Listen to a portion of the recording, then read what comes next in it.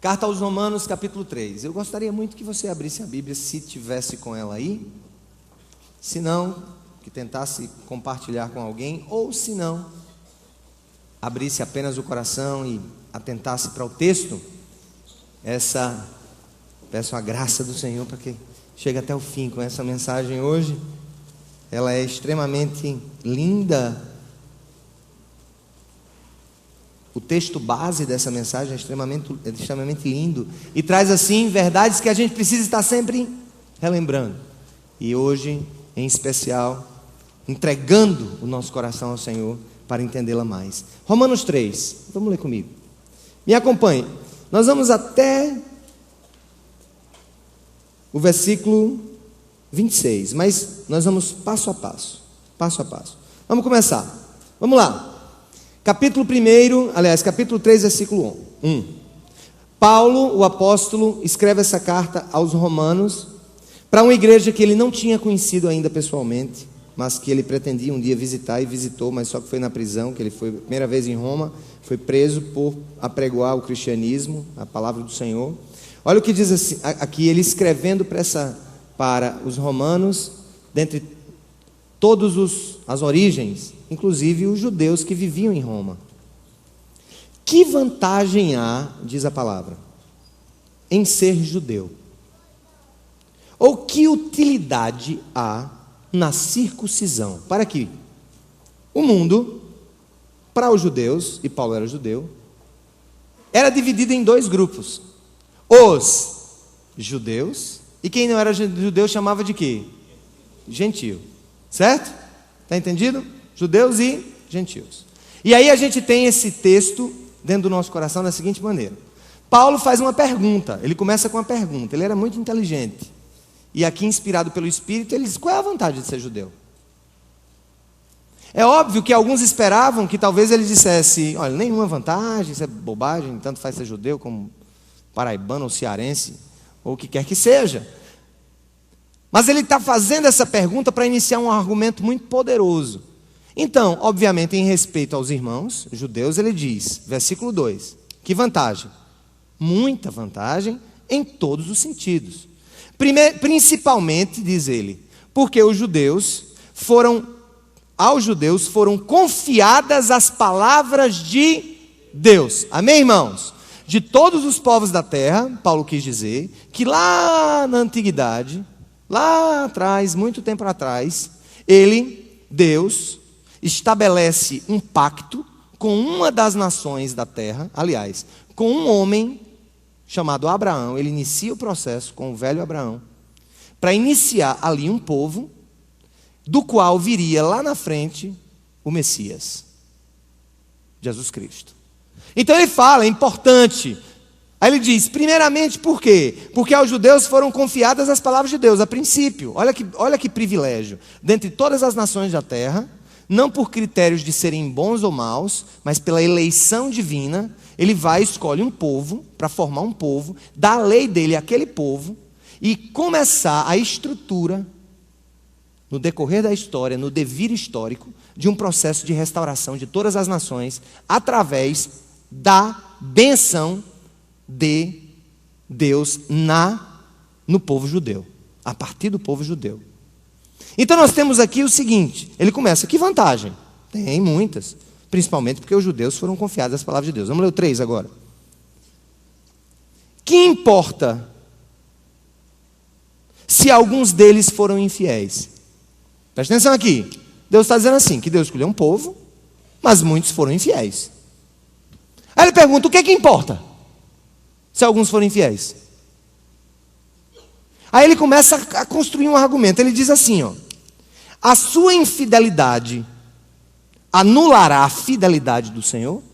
Ele começa a dizer, a nos confrontar, dizer, olha, nós podemos ser filhos de Deus escolhidos, salvos pelo sangue de Jesus e nós podemos ser infiéis, porque talvez essa seja a nossa maior tendência natural. E ele diz, mas Deus seria então infiel, porque nós somos infiéis também? Não. O que ele está começando a dizer, olha, a fidelidade de Deus ao cumprimento da sua palavra e dos seus planos não vai depender jamais da fidelidade humana. É isso que ele está querendo dizer.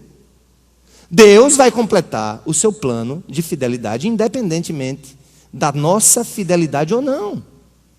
Porque a fidelidade de Deus, ela não está limitada às circunstâncias da nossa fidelidade. É isso que Paulo está querendo dizer. Mas aí ele começa a construir um argumento mais forte ainda. Ele diz assim: a sua infidelidade anulará a fidelidade de Deus? Aí ele diz no 4, de maneira nenhuma. E aí ele começa a trazer um escrito bíblico: seja Deus verdadeiro e todo homem o quê? Mentiroso. Como está escrito: de modo que são justas, Senhor, as tuas palavras, e prevaleces quando julgas. Ou seja, ele disse assim: Deus tem o direito de prevalecer, julgando toda a humanidade por sua infidelidade. É direito divino, por preceito da sua própria justiça e de sua santidade, condenar a humanidade.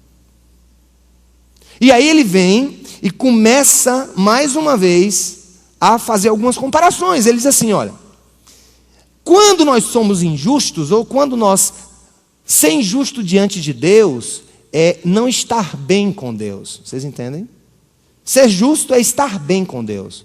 Ser injusto diante de Deus é carregar o peso da culpa. E como consequência, a culpa produz o quê? Pena. E a pena é a natural compensação da nossa culpa. As penalidades. E aqui ele diz assim, ó, versículo 5. Mas, vamos ler. Mas se a nossa injustiça ressalta de maneira ainda mais clara a justiça de Deus, o que diremos? Que Deus é injusto por aplicar a sua ira? Vamos fazer essa pergunta. Que Deus é injusto por aplicar a sua ira? Aí ele diz, claro que não. São Paulo está dizendo para nós o seguinte: se Deus, eu vou resumir, se Deus quiser condenar toda a humanidade, Ele estará sendo justo. Porque o que é a justiça divina? A justiça divina é a devida compensação. É a devida compensação por aquilo que nós, humanos, fazemos contra Ele. Contra a sua palavra, contra a sua lei, contra a sua santidade. E nesse projeto, não há absolutamente ninguém que se safe. Nem os maus e nem os bonzinhos. Porque todos nós, há um momento na nossa vida, há vários momentos na nossa vida, em que a nossa injustiça, ou seja, a nossa iniquidade, ela flora. E é isso que ele diz aqui, ó. Aí ele continua. Versículo 7. Alguém pode alegar ainda, se a minha mentira ressalta a veracidade de Deus, aumentando assim a sua glória, por que sou condenado como pecador? Por que não dizer como alguns caluniosamente afirmam que dizemos? Façamos o mal, para que nos venha o bem. A condenação dos tais é merecida. O que é que Paulo está começando a construir como argumento? Ele está querendo falar que Deus, para que Ele complete a sua justiça, tem que haver compensação. Deixa eu perguntar uma coisa para vocês. Nós somos feitos à imagem e semelhança de Deus, amém? Sim ou não? Essa imagem e semelhança não é mais perfeita, como fora no princípio, na criação, porque nós a corrompemos pelo pecado. Amém? Mas ainda resta em nós a imagem e semelhança divina. O que é que você sente quando alguém lhe diz: poxa, eu estava ali, rapaz, caminhei, ganhei meu saláriozinho do mês, ia pagar o aluguel e fazer a minha feira. Quando eu chego a 50 metros da minha casa, um cara bate a minha carteira, me rouba tudo o que eu tenho. O que é que você naturalmente, como um ser racional, pensa a respeito do meliante? Esse cara tem que pagar por isso. Não é normal? Como é que a gente vê muitas vezes nos carros, quando alguém perde um familiar por uma imprudência, por um embriaguez, um carro bate no outro inocente, o outro vai e morre. O que é que a família faz? Justiça para aquele que cometeu isso. Agora faça uma reflexão, uma autorreflexão, e vamos pensar numa coisa muito simples. Se nós que somos infiéis, se nós que erramos também, se nós que mentimos, se nós que de alguma maneira no extrato da nossa vida fizemos mal a alguém, fazemos mal ao Senhor, Deus tem ou não direito, pela sua própria justiça, de que nós paguemos esse preço? Sim ou não? Sim, é óbvio. Quem aqui nunca mentiu? Está frito. Quem aqui nunca desejou mal no coração a alguém, ainda que por 3 segundos? Quem aqui nunca, por exemplo, desejou, ainda que por alguns momentos, o que é dos outros? Quem aqui nunca na vida sentiu inveja? Então, meu irmão, eu vou dizer uma coisa para vocês. Eu não vou concluir. Eu vou deixar que Paulo conclua o que ele mesmo construiu como argumento. Verso 9. Olha o que ele fala aqui no verso 9, de maneira muito clara. Ele diz assim: que concluiremos então? Está perguntando ao povo judeu. Estaremos em posição de vantagem diante de Deus? Sim ou não? Ele diz, não. Já demonstramos que tanto judeus quanto gentios estão debaixo do pecado. Vamos dizer que aqui seja a justa mão de Deus, e a gente está aqui, ó, judeus e gentios. Está todo mundo nessa condição. Todos nós estamos nessa condição. Nós não podemos nos livrar dessa condição fazendo força. Ai, meu Deus, vou sair. Não, é uma condição humana. Aí Paulo pega e diz assim, ó, olha o que ele diz. Que concluiremos então, judeus? Estamos em alguma posição de vantagem com relação aos gentios? Não, já demonstramos que tanto judeus quanto gentios estão debaixo do pecado. Há em nós esse selo, há em nós essa natureza. Aí ele escreve, recorrendo aos Salmos, como está escrito: não há nenhum justo, nenhum sequer. Não há ninguém que entenda, ninguém que busque a Deus. Todos se desviaram, tornaram-se juntamente inúteis. Não há ninguém que faça o bem, não há nenhum sequer. Suas gargantas são um túmulo aberto, com suas línguas enganam. Veneno de serpentes está em seus lábios. Suas bocas estão cheias de maldição e amargura. Seus pés são ágeis para derramar sangue. Ruína e desgraça marcam os seus caminhos e não conhecem o caminho da paz. Aos seus olhos é inútil temer a Deus. Quando a gente olha para esse texto, a gente não está falando de mim, não. Não está falando de mim, não. Diz aqui, não sou eu, não. Eu nasci na igreja, aleluia, glória a Deus. Não, não é comigo. Esse negócio não é comigo. Muita gente não entende esse texto porque lê e analisa a justiça sobre a sua própria ótica. Quando Paulo diz que não há ninguém que sirva a Deus, que busque a Deus, não há ninguém, todos se desviaram e todos pecaram, ele está falando de uma avaliação pericial extremamente detalhada e nua e crua diante dos olhos de Deus, porque quando Deus olha para nós, é assim que Ele nos vê. Quando eu chego e por padrões sociais, pensem comigo, eu tenho padrões sociais específicos. Então eu qualifico dentro do direito da minha nação, ou dentro dos costumes da minha nação, ou dentro do que eu considero ser, na minha nação, ou no meu grupo social, algo que seja justo e injusto, então eu faço algumas qualificações. Eu olho para o cara que matou uma mulher, e estuprou e cortou todos os seus membros, ou uma criança, e jogou num saco, e digo, esse aqui é um nojento, desviou-se dos caminhos do Senhor, e tal, cometeu um crime hediondo, então, por meu filtro social, eu olho para outra pessoa e digo, mas rapaz, aquele cara é uma pessoa muito boa, cara bom, paga as contas, gosta da mulher, está lá sempre respeitando as pessoas. Por esse olhar, por uma classificação do que é justo ou injusto diante da ótica humana, é óbvio que nós classificaríamos na sociedade os bons e os maus. Concordam comigo? Só que a gente não está falando da nossa ótica. O que é que diferencia alguém que gosta de procurar provas e evidências de crimes, ou um Sherlock Holmes? O que é que diferencia, por exemplo, quando eu olho para a sua pele, quando você olha para a minha pele, nós vemos a pele, talvez um cravinho aqui, uma espinhazinha ali, ou o que quer que seja.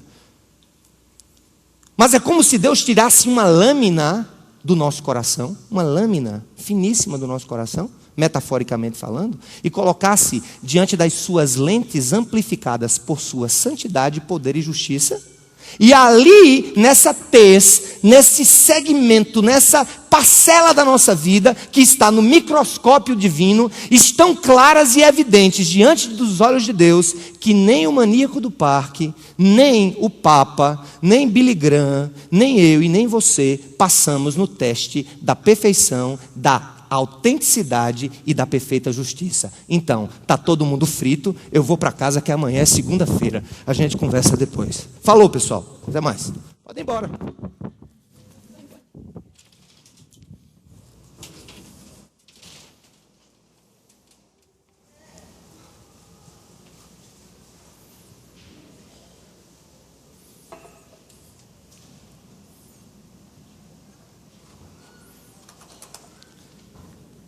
Mas agora se manifestou uma justiça que provém de Deus, independente da lei, da qual testemunham a lei e os profetas.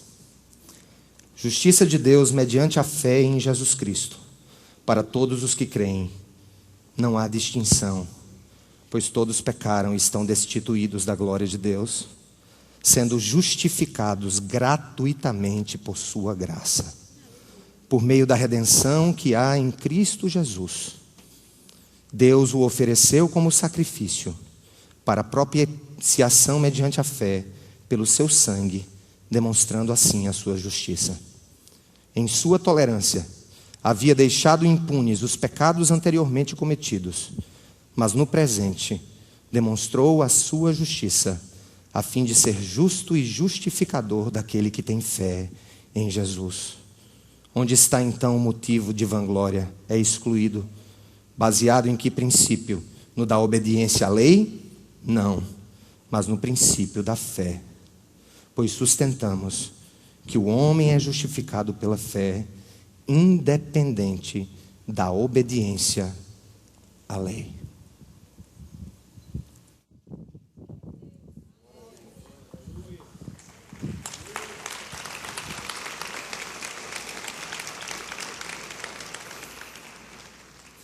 O que Paulo fez nesse texto foi colocar judeus e gentios no seu devido lugar, aqui embaixo. Cala a boca. Não se vanglorie dos seus méritos, cala a boca. Porque a lei de Deus, ela é tão perfeita que nenhum homem será capaz de cumpri-la. Nenhuma mulher será capaz de cumpri-la. É o que ele diz no versículo exatamente posterior ao que eu encerrei antes de ir para casa e voltar pela possibilidade dessa graça. Olha o que é que ele diz no versículo 19. Sabemos que tudo que a lei diz, o diz àqueles que estão debaixo dela, para que toda boca se cale e todo mundo esteja sob o juízo de Deus. Portanto, ninguém será declarado justo diante dele baseando-se nas obediências à lei, pois é mediante a lei que nos tornamos plenamente conscientes do pecado. O que é que Paulo está dizendo?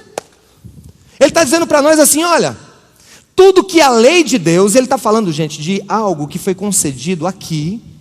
Vamos começar a dividir esses painéis aqui nas três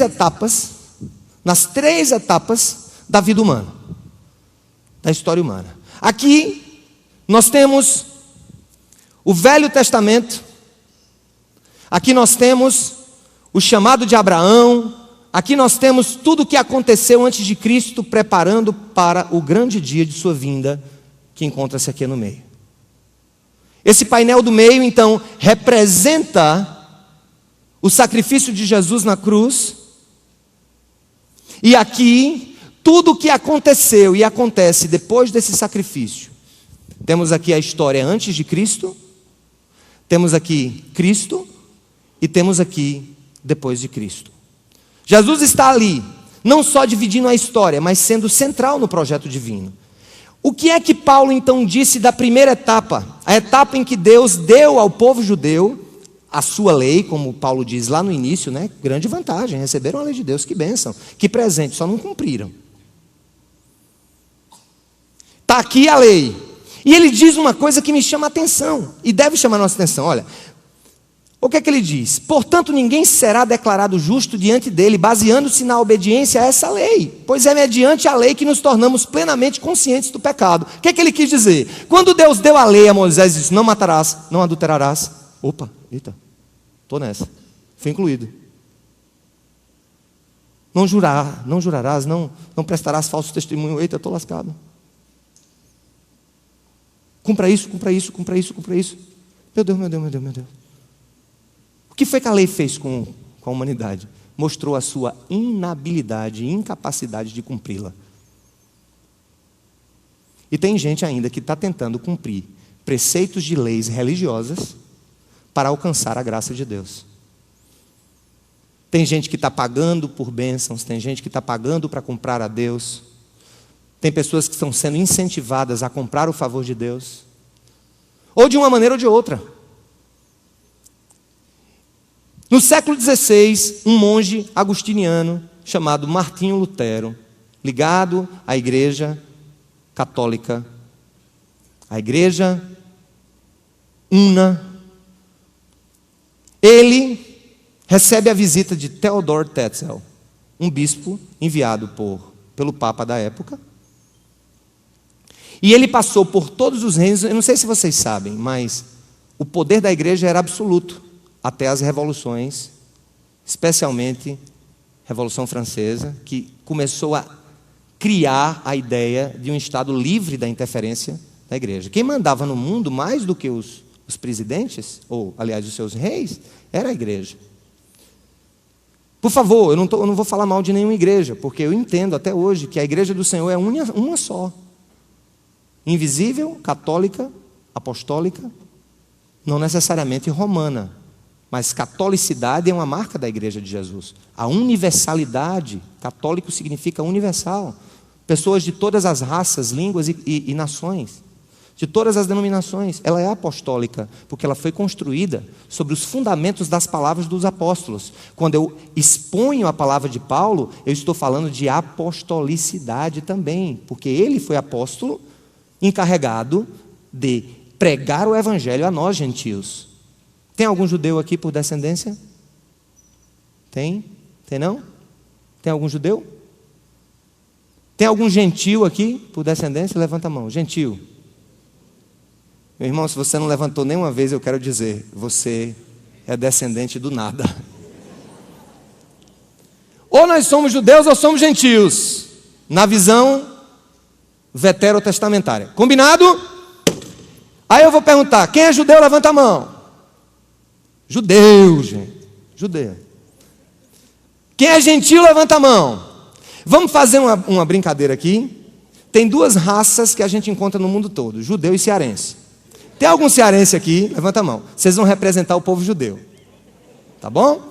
Quando eu disser assim, tem judeu? Aí o Ceará, levanta a mão. Tem judeu? Tem gentio? Está tudo frito. Porque a lei, quando foi dada, ela foi dada para expor exatamente as entranhas do nosso erro. O que é a lei de Deus? É o espelho da nossa interioridade. É mais ou menos tu chegar ali no estacionamento e dizer assim, rapaz, botou proibido de estacionar, mas tu sabe que é proibido, tu não precisa nem ter uma plaquinha, está proibido de estacionar esse lugar para grávidas, idosos e cadeirantes. Aí você sabe que está ali a lei está ali. É lei humana, nesse caso também, mas é lei divina, do respeito aos outros. E aí você chega, aí o carro com vidro fumê, aí você olha do lado para ver se tem alguém. Opa, estou tarde aqui, não tem ninguém. Aí olha para o outro, debaixo do vidro, né? Eu vou ficar aqui. Quando diminuir a quantidade de pessoas, eu saio do carro e entro por essa porta acolá, que é curtinha. Aí ele vem, ele estaciona o carro aqui, aí ele vê que está ali, ele sabe, e ali quando é a placa brigando com a interioridade dele. É proibido, mas eu vou. É proibido, mas eu vou. Eu não consigo cumprir. Eu vou estacionar meu carro aonde? Lá na baixa da égua, como diz o... Não é a basta da égua, é a baixa da égua, onde a égua come. Lá no fim, eu vou colocar meu carro lá no fim. Não. Aí ele pega, ele olha do lado e para o outro, aí ele começa, ele diz, epa, não tem ninguém. Ele começa a correr, aí de repente ele vê um irmão chegando, vendo que ele está saindo do carro, da placa, aí ele começa ai, que dor, meu irmão. Irmão, olha por mim, ora por mim.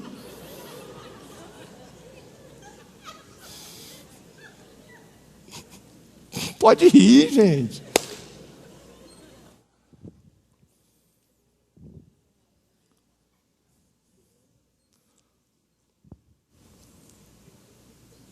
Em outros casos, até barriga aparece para se furar fila. Quem é que vai dizer que tu está com 4 semanas?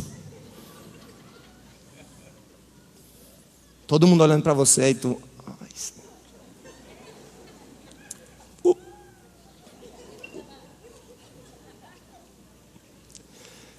A lei é o espelho da nossa interioridade. É a prova divina de que nós não conseguimos cumpri-la integralmente. Aí você diz, mas eu nunca fiz isso, pastor, então eu estou fora do seu comentário. Está nada. Pensa qualquer coisa que tu fizeste na tua vida, ainda que tenha sido uma vez. Uma vez! Quando tu tinha 6 meses e tua mãe chegou, bilu, bilu, bilu, bilu, e tu potofo na cara dela. Quem já levou tapa de bebê aqui? Isso aí quebra a teoria de John Locke que nós nascemos uma tábua rasa. A gente nasce uma tábua cheia já de pecado. Desde o ventre, disse Davi, em pecado fui concebido. Não temos escolha. É o que Paulo quis dizer, nós não temos escolha. Então, quando Theodor Tetzel chega na Alemanha e diz para a igreja alemã, representada pelo monge augustiniano, Lutero, e disse, olha, é o seguinte, eu vim pegar aqui dinheiro para construir a Basílica de São Pedro. E tem mais, o que é? Vamos vender terreno no céu, indulgência, salvação e tudo. E tinha um ditado de Theodor Tetzel que dizia assim, ao tilintar das moedas nessa caixa, almas são libertadas do purgatório. Venha e compre a sua salvação e a sua libertação. Agora, quem está achando que eu estou falando mal dos católicos, eu não estou não. Estou falando mal da igreja, que para mim é única. Se alguns bispos ou papas do passado foram verdadeiras raposas, embora isso não tenha sido uma regra na história da igreja, hoje, quem vende mais indulgência é pastor evangélico na televisão.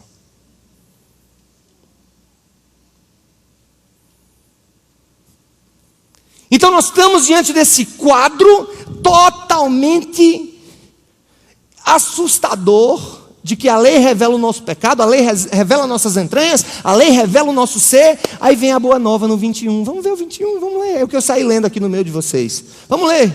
Mas agora o que, queridos? Se manifestou uma justiça que provém de quem? Provém de quem? De Deus, independente da lei, da qual testemunham a lei e os profetas. Justiça de Deus mediante a fé em Cristo Jesus, para que todos os que creem, não há distinção, pois todos pecaram e estão destituídos da glória de Deus, sendo justificados de que maneira? De que maneira? Pagando? Não, gratuitamente por sua graça, por meio da redenção que há em Cristo Jesus. Deus o ofereceu como sacrifício para propiciação mediante a fé, pelo seu sangue, demonstrando a sua justiça. E em sua tolerância, havia deixado impunes os pecados anteriormente cometidos, mas no presente demonstrou a sua justiça, a fim de ser justo e justificador daquele que tem fé em Jesus. Vou explicar uma coisa que, se você entender, muita coisa na sua vida vai se resolver. 2 conceitos a gente precisa sair daqui da igreja na cabeça. O resto talvez seja até secundário, mas vamos nos firmar no core, no centro. Deus perdoa porque nos ama, mas Deus condena porque tem que fazer justiça. Entendam. É muito simples. Eu não falei da história das nossas comparações sociais de quem é bom e de quem não é bom? Não falei? A gente não tem aquele clamor por compensação no coração? Tem que compensar, tem que fazer alguma coisa. Esse cara fez isso, tem que matar, é prisão perpétua. Mas o que é que está por trás disso? Está por trás um senso de justiça, ainda que deturpado, que é a semelhança que nós temos com o Criador. Mas quando Deus olha para nós, Ele diz assim, não tem nenhum que escape da minha justiça. Não tem ninguém que escape da minha condenação. Por quê? Ele me perdoa porque me ama, mas o preço do pecado tem que ser pago. Eu vou dar alguns exemplos bem claros e depois eu vou fazer umas triangulações para a gente entender. Preste atenção. Você tem um filho. Aí seu filho pega o carro escondido de você, vai dirigir na praia, bate o carro no poste e tira a energia do centro de convenções. E de várias outras pessoas. A polícia liga para a sua casa: eu estou aqui com seu filho, de 16 anos, andando no seu carro, bateu num poste. O senhor pode vir aqui? Vou. Chegou lá, aí o filho começa a chorar: papai, cadê meu filho? Eu sou o teu filhinho. Filhinho agora, para pegar o carro você é o adulto. Aí o pai chega, sensibiliza, se quebranta, se diz: tá bom, meu filho, eu te perdoo. Então, pai, isso quer dizer que estou livre agora? Não. Eu te perdoo. Mas você vai ter que pagar a compensação pelo seu erro. E você vai ficar 3 meses sem internet. Não, papai. Filho, tu não me amas, pai? Amo tanto que te perdoo, mas preciso que cumpra a justiça. É exatamente o que Paulo está dizendo aqui. Quando ele diz que nós somos justificados diante de Deus, é muito mais do que sermos perdoados. Quando Paulo diz que somos justificados, ou seja, estamos quites, eu vou usar um vocabulário mais corriqueiro, estamos quites com Deus. Deus olha para a humanidade sem Cristo e diz: injustos. Vê a comunidade escondida por trás da cruz do Calvário e diz: te vejo como justo, porque a justiça do meu filho é que está sendo transferida para você. Por quê? Por te amar, te perdoei. Mas por cumprir justiça, o meu filho teve que morrer para compensar a impunidade do seu pecado. E isso não tem a ver com questões do nosso cotidiano, onde plantamos e colhemos, ou como crentes, ou católicos, ou ateus. Tem a ver com a justificação que nos permite entrar no céu, que nos permite estar bem com Deus. Por quê? Porque você perdoou o seu filho e a compensação pelo erro dele vai ser 3 meses sem internet e 6 meses sem mesada. Mas a compensação que nós temos que dar a Deus é a nossa morte eterna. Porque o salário do pecado é a morte. Escute, Deus seria injusto se nos levasse todos para eternamente gemer no inferno? Ele seria injusto? Sim ou não? Não. Ele seria justo, porque ele estaria compensando de maneira justa o nosso pecado contra ele. Amém, igreja? Isso é basilar para a compreensão de várias coisas na vida. A cruz, voltemos para cá. Do lado esquerdo nós temos aqui o Antigo Testamento. Nós temos aqui a lei de Deus que foi dada para mostrar a incapacidade de cumprimento por parte do povo. Então Jesus vem depois de Abraão, de Isaac, de Jacó, de Davi, de Salomão, e ele morre na cruz, porque a cruz e o sangue do Filho era a única maneira de se compensar o pecado de toda a humanidade. Essa é a base, é o coração da nossa fé. Tudo que saia disso nos coloca na vala das boas obras. Aí você diz: então quer dizer que eu não devo fazer boas obras? Não, você deve fazer e muita. Agora não pense em fazer boas obras para ser salvo, não. Porque o de bom que você for fazer nessa vida para compensar o pecado diante de Deus, você vai morrer dando a vida pelos pobres, você vai dar o seu salário todo para os mendigos, mas vai para o inferno se não entender que o que você está fazendo não pode comprar a justiça de Deus. Faça, eu faço. E hoje eu faço não é para ser salvo, não. Hoje eu faço porque eu entendo que pela graça eu fui salvo já. Amém, irmãos? E aqui eu não estou querendo, gente, por favor. Eu não estou querendo meter pau em ninguém. Nem nos espíritas, nem nos católicos, nem nos evangélicos. Eu vou dizer por quê. Porque, via de regra, o pensamento da compra da graça está presente nessas 3 vertentes hoje. Tem crente que quer comprar a graça de Deus. Tem católico que quer comprar a graça de Deus. E os espíritas, com todo respeito a eles, também, e especialmente eles, que acham que é a boa obra que vai aplacar a justa ira de Deus em condenar toda a humanidade. Olha como é sério.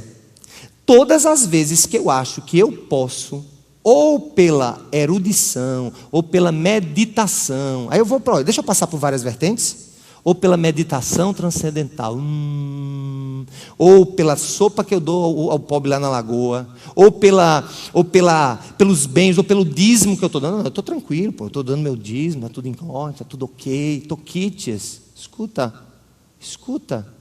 Todas as vezes que nós inventamos um atalho para que a justa ira de Deus se cumpra sobre nós, nós estamos cuspindo na cruz e lançando fora a única possibilidade de termos diante de Deus a justificação. É mais ou menos assim. Aqui, Deus mostra a lei, e o povo, para mostrar que eles não conseguiriam cumpri-la integralmente, expõe a inabilidade. Vem Jesus. Jesus é então o sacrifício pelo pecado de toda a humanidade, não somente os nossos. Então o que é que eu tenho que fazer? Quando entro na presença do Senhor, quando a gente eleva as mãos aqui, sabe quem é que Deus está vendo levantando as mãos? O Filho. Que nós escolhemos, não, que nos escolheu. Então o que é que eu faço? Eu vou para de trás da cruz.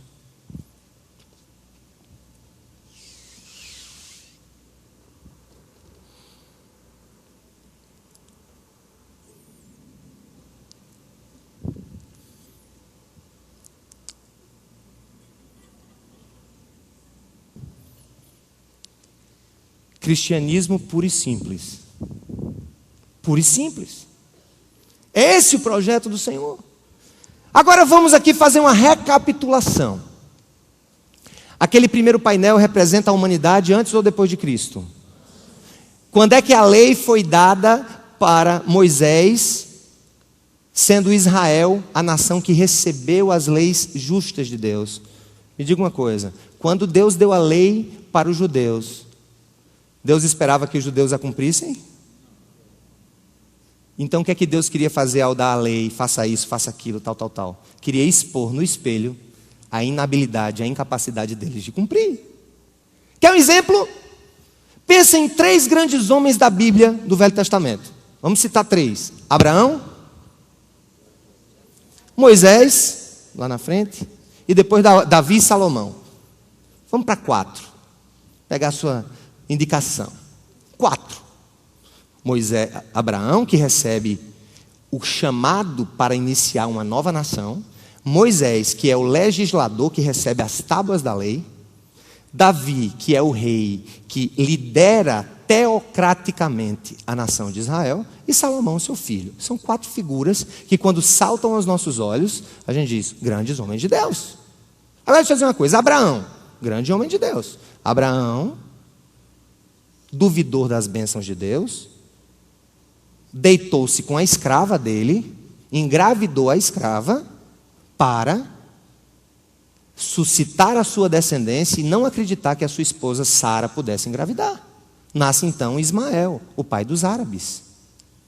Vem então Deus em Sara, no tempo certo, Abraão deita-se com ela, ela concebe a Isaac, Isaac nasce, e aí é uma briga desde pequeno, Isaac, filho legítimo da mulher, e Ismael, filho da escrava. As brigas hoje, judaico-muçulmanas, têm raízes lá no anterior. Os muçulmanos, os árabes, são filhos da filha, são filhos da escrava de Abraão. E os judeus são filhos do filho de Abraão, com a esposa. Aí, gente, o que é que esse homem tinha de justiça diante de Deus?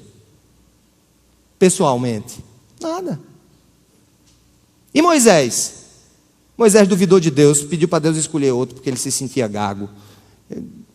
Gritou com gente, matou um egípcio, mas é um grande homem de Deus. Aí vem Davi, o homem segundo o coração de Deus, o rei, o primeiro rei escolhido por Deus, porque Saul foi escolhido pelo povo.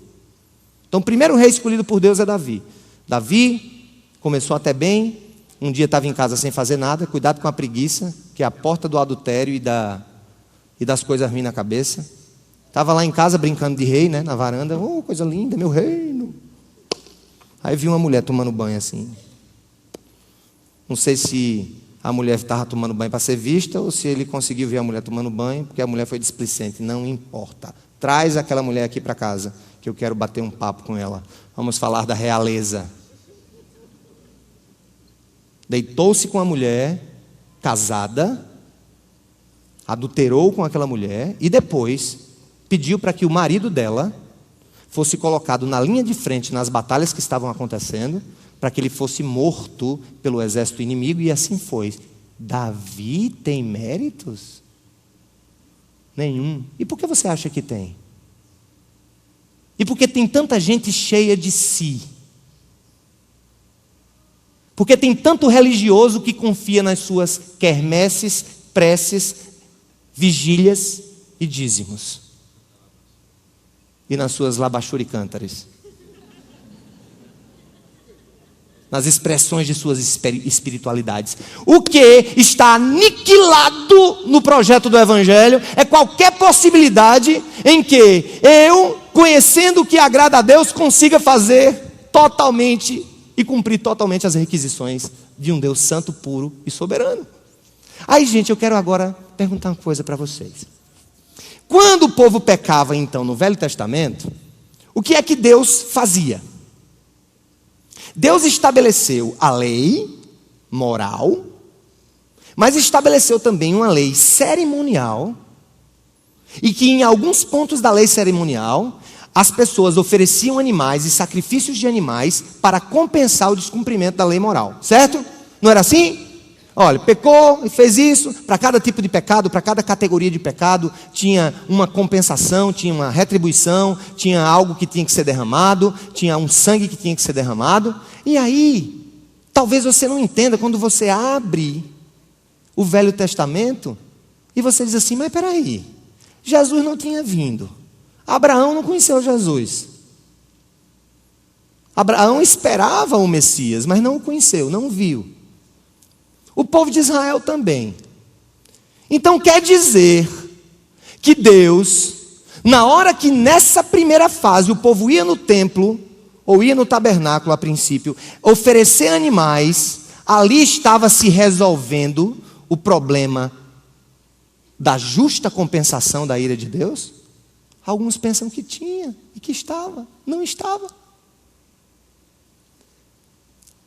Na hora que os judeus matavam animais no templo, que o sumo sacerdote entrava no tabernáculo para oferecer anualmente um bode, todo bonitinho, todo sem marca, sem mancha, e o sumo sacerdote de Israel levava o bode para o lugar onde era a representação da presença de Deus, da Shekinah divina, da manifestação de Deus, em um lugar específico do tabernáculo chamado Santo dos Santos.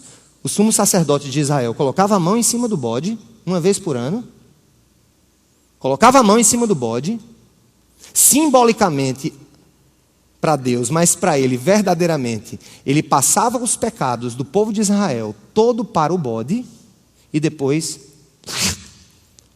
matava o bode. Está aqui, o meu Deus me perdoa porque me ama, mas aqui, quando eu ponho a mão sobre esse bode e o corto, eu estou compensando o pecado do povo de Israel. Mas eles não estavam fazendo isso. Aí você diz, então o povo morreu sem Cristo. Se aquilo não estava servindo para o povo judeu, e aí?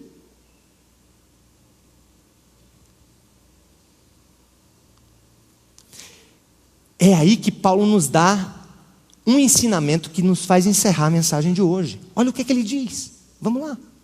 Abre o texto de Romanos. Em que Deus aqui está, Paulo está dizendo que Deus então ofereceu aqui, o próprio Filho, Cordeiro de Deus, para morrer pelo pecado do mundo. Olha o que diz a Bíblia no versículo 25. Deus o ofereceu como sacrifício. Ofereceu a quem? O Filho, amém? Ei, acordado? Ei. Bata aí no teu irmão. Ei, tá acordado? Ei. Vai, catuca ele aí. Ei, tá acordado? Vamos lá. Versículo 25. Deus o ofereceu a quem? Quem foi que Deus ofereceu? O Filho. Ei, vocês ainda não entenderam. Vamos começar de novo. Abram aí, Romanos capítulo 3. Deus ofereceu quem como sacrifício? Quem? Eu não entendi não. Oi? Vitrola. Quem foi que Deus ofereceu para compensar a nossa culpa, para pagar e realizar a justiça? Porque Deus Deus não era obrigado a nos amar, mas Ele estava ligado à sua própria justiça, e a justiça dele tinha que ser feita, tinha que ser compensada. Então Ele entregou em quem? A quem para que isso fosse compensado e pago? Quem que Ele entregou? Quem? O Filho. O que é que Paulo diz no 26? No 25, vamos lá. Deus o ofereceu como sacrifício para propiciação mediante a fé pelo seu sangue, demonstrando assim a sua o quê? Justiça. Faça-se justiça. Mas em sua tolerância, vamos ler comigo. Em sua tolerância, havia deixado impunes, sem punição, os pecados anteriormente cometidos. Mas no presente demonstrou a sua justiça, a fim de ser justo e justificador daquele que tem fé em Jesus. Olha que coisa maravilhosa, eu descobri há pouco tempo isso. Tudo que os judeus estavam fazendo aqui, matando carneiro, bode, pombinha, cereal, era só um símbolo do que Deus estava preparando para fazer. Aí eu pergunto, na época dos judeus, no Velho Testamento, Deus perdoou pessoas, sim ou não? Perdoou, porque o perdão vem pelo arrependimento. Mas aquele povo ainda estava em dívida com Deus, sim ou não? Sim. Porque o amor que perdoa não substitui a justiça que tem que condenar para compensar. É por isso que São Paulo diz que os pecados anteriormente cometidos nessa fase foram resolvidos como? Em termos de compensação e pagamento? Na cruz. Em suma, Jesus não é o divisor da história, Ele é o centro da própria história. Tudo converge nele. Os judeus foram salvos também pela fé em um Jesus que não tinha vindo. E nós, que viemos depois de Cristo, continuamos usufruindo de um amor que perdoa, mas precisamos escolher. Deixa eu me sentar que agora o cancão vai piar geral. Vou falar até olhando para a televisão. Escutem. Deus perdoa o pecado de um arrependido. Mas a justiça dele tem que ser feita. Aí você tem duas opções. Ou você vai tentar compensar o seu pecado com boas obras, com religião, ou com qualquer outra coisa.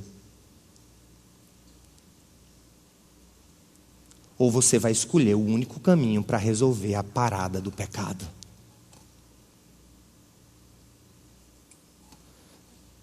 Falo para você, agora que está em casa, e para o povo que está aqui no centro de convenções.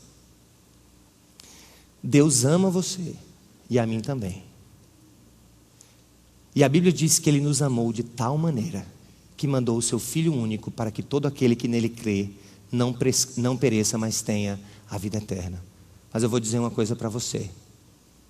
O perdão de Deus é fruto do amor, mas a condenação de Deus é fruto da sua justa ira, que é satisfeita no pagamento pelo pecado. Você então, querido ouvinte, querido telespectador, aqui em João Pessoa, na Paraíba, no Brasil e no mundo que estão nos assistindo agora, eu quero dizer para todos os que estão agora nos ouvindo: você tem duas opções.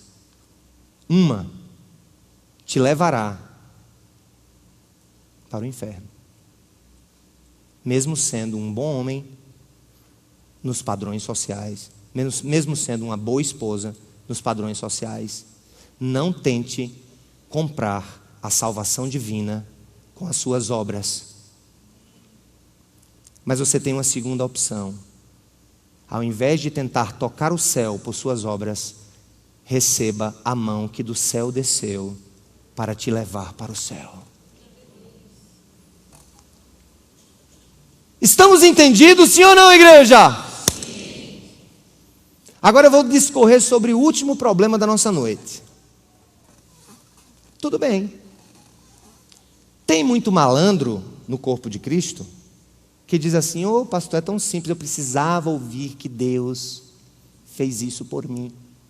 Afinal, eu não consigo deixar as minhas muchachas. Eu não consigo deixar, Senhor. Tu sabes, a minha carne é tão fraca. E no mais, o pastor Sérgio hoje disse o que eu precisava ouvir: que o teu filho resolveu todo o meu problema na cruz. Tem uma boa e uma má notícia para você. A boa é que o que Jesus fez te levará para o céu, e que ninguém vai te tirar das mãos dele. Mas a ruim é que você vai pagar nessa vida por todas as sementes que você está plantando, ou como filho, filha remidos pela cruz, ou como ateu, agnóstico, ou o que quer que seja. E tem um detalhe: para aqueles que foram alcançados por essa salvação gratuita, e que são filhos do Altíssimo, e que experimentaram a graça, o peso da consequência do erro é maior ainda. Deixa eu perguntar uma coisa para vocês aqui, só para esclarecimentos. Já passou na sua cabeça a seguinte questão: mas rapaz, eu vejo aquela pessoa ali, não vai para a igreja, não faz nada, não tem culto, não faz nada. Rapaz, é tão bem casado, respeita a mulher, respeita os filhos, é até ateu. Por que as coisas estão indo legais para ele se ele não conhece a Jesus? Sabe por quê, gente? Porque talvez ele tenha plantado nessa vida boas sementes. Talvez até pessoas confiam que estarão bem com Deus na eternidade, porque têm usufruído de tantas bênçãos ainda nessa vida, mesmo sem servir ou conhecer ao Senhor. Porque essa é a lei da semeadura. E vai acontecer de muita gente que foi escolhida pela graça de Deus para encarar aquela realidade, mas que tem plantado sementes tão terríveis enquanto cristãos, que eu vou dizer uma coisa: você vai até para o céu, graças a Deus, porque não depende de você. Mas aqui, talvez muitas coisas que aconteçam nas nossas vidas aqui, nem todas, mas muitas, são fruto das nossas próprias sementes. Uma irmã me pegou de manhã e perguntou: mas pastor, eu só não entendi uma coisa. Por isso que eu completei essa explicação no segundo e no último culto, no terceiro. Ela chegou para mim e disse assim: eu conheço uma pessoa que era da igreja, vinha para a igreja, gostava do Senhor e tal, dava dízimo, levantava a mão, adorava. Hoje está no mundão, saindo com mulher toda hora, se embriagando em cada esquina, o cachorro lambendo a boca dele. Me explique como é que Deus vê essa coisa. Esse caba vai para o inferno, né? Eu digo, se ele for, tu vai também. Por quê? Porque não é disso que depende a salvação dele. A salvação dele depende do que Jesus fez na cruz. Agora, o ser bem-sucedido nessa vida diante de Deus, sim, vai depender de sementes que eu vou plantar aqui. Aí eu disse a ela, então me explique. Agora mesmo. Duas coisas podem estar acontecendo com esse irmão amado. A primeira, nunca conheceu verdadeiramente o que é a graça, foi um porco criado como ovelha, vamos falar? Porco criado como ovelha. É a mesma coisa de que criar leão como gatinho. A psicologia do desenvolvimento nos ajuda a entender que através de recompensas, através de todo um processo de produção de comportamentos a partir de recompensas ou não, você pode determinar o comportamento de alguém. Você pode até pegar um leão, enquanto ele está pequenininho, ele ainda olha para você e faz miau. Mas o leão, quando cresce, o instinto do leão vai ser sempre o instinto do leão. Eu disse, irmã, vou te explicar em palavras mais brandas. Deixa o leão e o gato e vamos falar do porco e da ovelha. A primeira opção na vida desse irmão é que ele foi para a igreja, foi batizado na igreja, participava das quermesses, novenas, vigílias, pregações, ceias e missas. Ou missas. Foi criado como ovelha, mas era um porco. Então o que é que aconteceu? Quando chegou um tempo, a psicologia do desenvolvimento ligada à espiritualidade e à religião, que também muitas vezes o behaviorismo está na própria relação na igreja e na religião, o que é que vai acontecer com aquele porquinho criado como ovelha? Quando ele olhar no espelho um certo dia e dizer...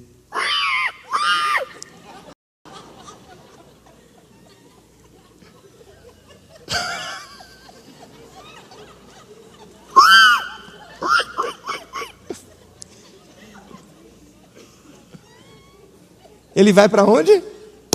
Para lá. E vai morrer lá. Agora, se for ovelha escolhida pelo Senhor, lavada e remida pelo sangue de Jesus, que foi criada como ovelha e como um bicho burro. Aliás, o nome jumento era para ser dado à ovelha e não ao jumento. Por que Deus escolhe a ovelha para expressar a relação dele conosco? É porque a gente está sempre querendo pular a cerca. Bem. Aí a ovelha vai para o chiqueiro. Conhece o porco que foi criado como ovelha.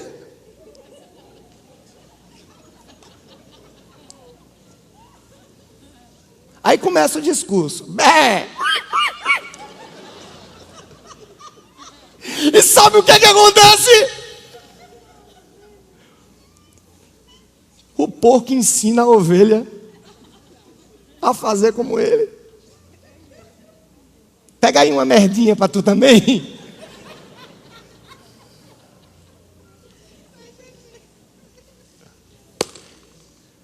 Mas se for ovelha, o supremo pastor, que não é esse, todo mundo diz assim, pastor, tem um irmão da igreja que escapou, está no mundo. Minha irmã, e aí, eu vou fazer o quê? Não, a Bíblia diz que o pastor tem que deixar 99 e pagar a centésima. Eu digo, minha irmã, graças a Deus que eles estão falando de Jesus e não de mim. O pastor vai lá na ovelha. Aí puxa, vamos minha filha para casa.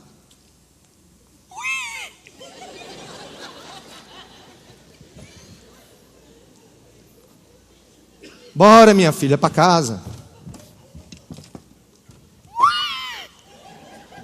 Vai não? Bora, minha filha, bora.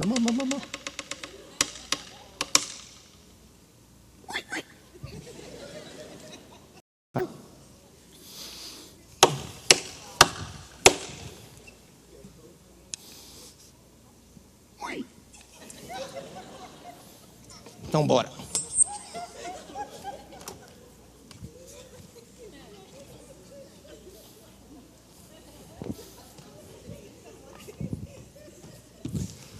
Quem está em casa, você não ligou no Sai de Baixo, versão gospel, não aqui.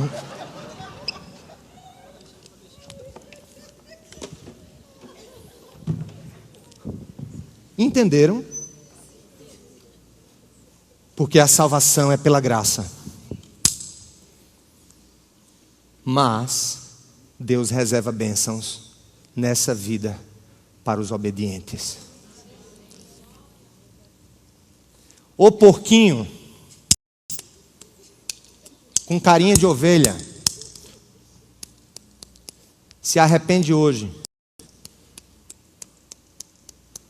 para que Deus mude a tua natureza e te transforme, não num ovelha, mas mude a tua natureza. Conversão não é mudança de roupa. Conversão não é mudança de hábitos religiosos. Conversão não é participação eclesiástica. Conversão é quando Deus pega o coração de um porco como eu e de uma bacurinha como você e transforma em ovelha. Amém, igreja? Quem quer apanhar hoje?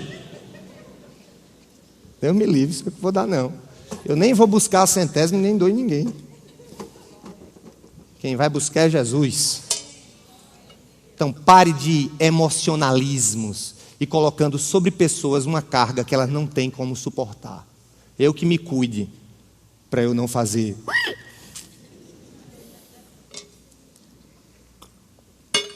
Louvado seja o nome do Senhor, igreja. Ele está no meio de nós, porque Ele quer nos ensinar nessa noite que estamos todos debaixo do mesmo peso de pecado, mas que Ele nos amou para perdoar, mas cumpriu justiça matando seu filho em nosso lugar. Amém, igreja? Esse Deus maravilhoso, tremendo, que deu o seu filho por nós, Ele é digno de nosso melhor.